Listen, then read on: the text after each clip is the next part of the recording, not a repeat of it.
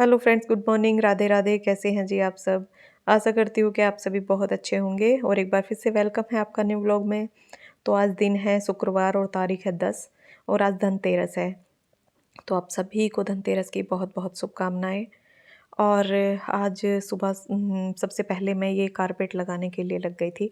मैंने सोचा पहले कारपेट लगा देती हूँ। सभी अपने अपने कामों में अपने घर में इतना व्यस्त हैं इस टाइम, क्योंकि दीपावली का त्यौहार है और ये त्यौहार तो ऐसा होता है कि ये तो ऐसी रौनक करता है घर में कि इतनी रौनक हो जाती है। हम इतने अच्छे से क्लीनिंग, इतने अच्छे से सफाई करके घर को सजाते हैं और इतना अच्छा लगता है सब कुछ बहुत ज़्यादा। और मुझे तो ना ये त्योहार सब त्योहारों से ज़्यादा पसंद है, क्योंकि इसमें जो घर में साज सज्जा होती है वो बहुत अच्छी लगती है। नहीं तो होली का त्यौहार आता है, होली पे ऐसा कुछ भी नहीं होता। और दीपावली पर घर में जब दीपक जलाए जाते हैं और लड़ी वगैरह लगाई जाती हैं, डेकोरेशन होती है, तो उससे ना लाइट्स जलती हैं बहुत सारी। जहाँ पे भी हमारे लाइट झूमर वगैरह में जो कि फ्यूज़ हो जाती हैं, तो उनको हम फिर दोबारा से लगाते हैं, तो बड़ा अच्छा लगता है।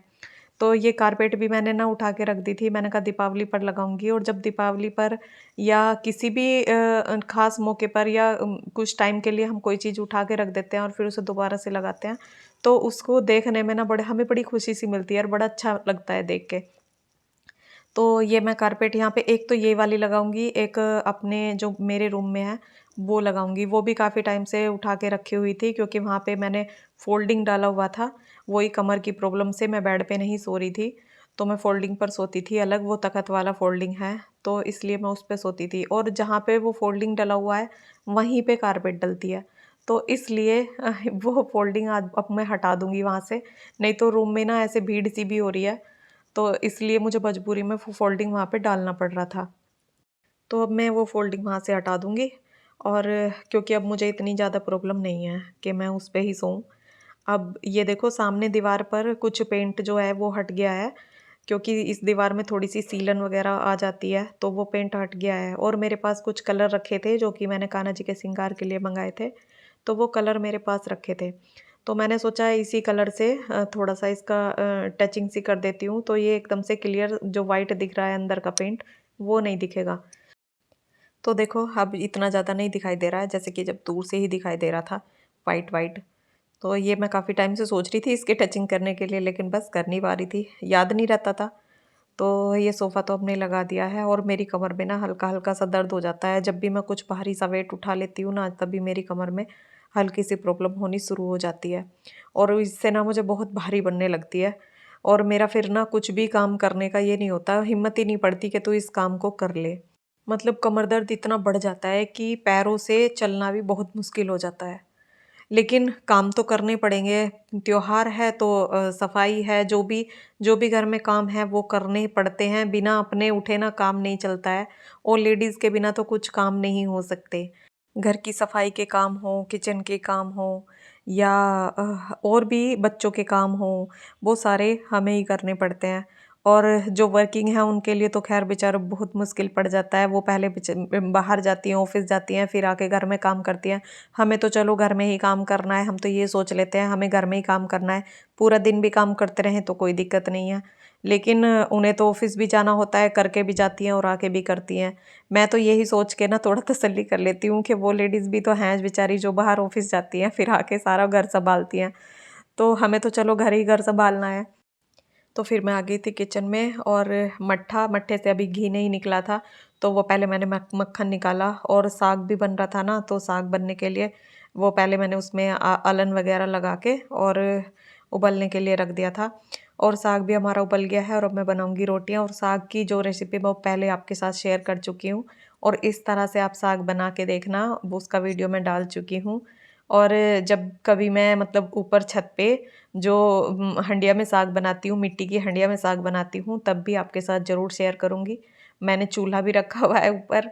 और मुझे ना नेचर से जुड़े रहना ना बड़ा अच्छा लगता है, जो कि हमारे पहले बड़े बुज़ुर्ग जो करते थे काम, वो चीज़ें मुझे ना बहुत अच्छी लगती हैं। मतलब जैसे कि बर्तन मिट्टी के यूज़ करना मुझे मिलते नहीं हैं, मैं ऐसे बाहर कहीं जाती नहीं हूँ, केवल मॉल तक मैं जाती हूँ। मॉल से ही वहीं पास में हमारे मॉल है, तो मैं वहीं से शॉपिंग वगैरह करती हूँ, वहाँ पे मिट्टी के बर्तन नहीं मिलते हैं। नहीं तो अब तो गैस पर यूज़ करने वाले बर्तन भी मिट्टी के आ रहे हैं। और मैं तो ज़्यादा से ज़्यादा कोशिश करती हूँ कि जो मेरे पास हंडिया है मिट्टी की, बस उसमें ये है कि ये चीज़ नहीं बना सकते जैसे लौकी और तोरी और आलू वगैरह बनाते हैं, वो चीज़ मैं उसमें नहीं बना पाती। नहीं तो दाल और साग, ये चीज़ें तो मैं उसी में ही बनाती हूँ। और पता है एक चीज़ और है, दाल में जो हम कुकर में दाल बनाते हैं और दाल के अंदर कितना प्रोटीन होता है, और दाल से जो प्रोटीन हमें मिलता है ना कुकर की दाल से, वो केवल 7% प्रोटीन हमें मिलता है। और हंडिया की बनी दाल से, जो मिट्टी की हंडिया में दाल बनती है ना, बेशक हम उसे ना गैस पर ही बनाएं, मिट्टी के बर्तन में बनाएं, गैस पर बनाएं, खुला करके बनाएं, तो उससे हमें 100% प्रोटीन मिलता है। और वो दाल ना अगर आप गर्मी में भी 24 घंटे के लिए आप इसे ऐसे ही रख दोगे ना फ्रिज से बाहर, तो वो दाल खराब नहीं होगी। और आप कुकर की दाल को दिन दिन में सुबह से शाम तक रख के देखना, वो दाल खराब हो जाएगी। तो फुल प्रोटीन जो हमें मिलता है, पूरा प्रोटीन जो हमें हर सब्जी से मिलता है, वो उसी बर्तन में मिलता है। कुकर में तो हमें वो प्रोटीन नहीं मिल पाता है, वो चीज़ें नहीं मिलती हैं। तो इसलिए मैं तो चाहती हूँ कि मिट्टी के बर्तन ही यूज़ करूँ, और कोशिश करूँगी कि हाँ कुकर में जल्द से जल्द मिट्टी का कुकर लेके आऊँ। और काफ़ी टाइम से सोच भी रही हूँ, लेकिन वही है, मुझे कहीं दिखाई नहीं देता और मैं ले नहीं पाती हूँ। ऐसा होता है मेरे साथ। तो ये मैं आ गई हूँ, देखो खाना पीना हमारा सब हो गया है और मैं आ गई हूँ अपने रूम में। और अब ये रूम अच्छे से डेकोरेट करना है, थोड़ा सा, कुछ नहीं, डेकोरेट तो कुछ नहीं करना है, बस बेडशीट बिछानी है और कारपेट लगानी है, बाकी तो कुछ नहीं करना है। और इतना करने से ही ना ये इतना सुंदर लगेगा, इतना प्यारा लगता है। मुझे ना रूम में ज़्यादा भीड़ भाड़ अच्छी नहीं लगती। मैं ना ज़्यादातर सोचती हूँ कि बस रूम में बेड होना चाहिए और ड्रेसिंग टेबल होना चाहिए। वो तो हमारी एक मजबूरी हो जाती है कि भाई अगर जगह नहीं है, जगह कम है, तो हमें अपने मतलब रूम में भी एडजस्ट बहुत सारी चीज़ें करनी पड़ती हैं। तो वो तो एक मजबूरी हो जाती है। लेकिन बहुत से घरों में मैंने देखा है कि स्पेस काफ़ी सारा होता है, लेकिन फिर भी बेडरूम में ही भीड़ भाड़ होती है। तो ये रूम मेरा क्लीन हो ही गया है पूरा। और जो कंबल भी आज मैंने निकाल लिया है बेड में से, नहीं तो ये फिर मैंने कहा खोलना पड़ेगा। तो आज तो ये गद्दा वगैरह जैसे कि हटाया था, तो वो कंबल भी साथ के साथ निकाल दिया है। तो आज धनतेरस है, तो धनतेरस पे जैसे कि तेरह दिए जलाए जाते हैं घर के अंदर, कुछ लोग घर के बाहर भी तेरह दिए जलाते हैं। सभी जगह कोई किस तरह से करता है, कोई किस तरह से करता है। और घर में झाड़ू तो सभी लेके आते हैं। इस दिन धनतेरस के दिन घर में सभी झाड़ू लेके आते हैं। लेकिन ऐसा भी बताया जाता है कि घर में झाड़ू जो लेके आए, वो शाम से पहले पहले लेके आए, शाम को सूरज ढलने से पहले पहले घर में झाड़ू लेके आए। और शाम को झाड़ू को मतलब हाथ ना लगाएं। तो इस तरह से भी कुछ बताया जाता है। तो रूम हमारा कंप्लीट हो गया है। और ये वो बेडशीट है जो मैं आपको बता रही थी, मैंने 3 बेडशीट नई मंगाई थी। तो मुझे इस तरह की बेडशीट ना बहुत पसंद है, क्योंकि ये ना गद्दों से बिल्कुल चिपकी हुई होती हैं, कुछ खादी टाइप की बेडशीट होती हैं। तो ये पर्दों को मैंने बांध दिया है, मुझे खुले से ज़्यादा अच्छे लगते हैं बंधे हुए पर्दे। तो जो चैनल पर नए हैं प्लीज़ सब्सक्राइब कर लेना, लाइक कर देना।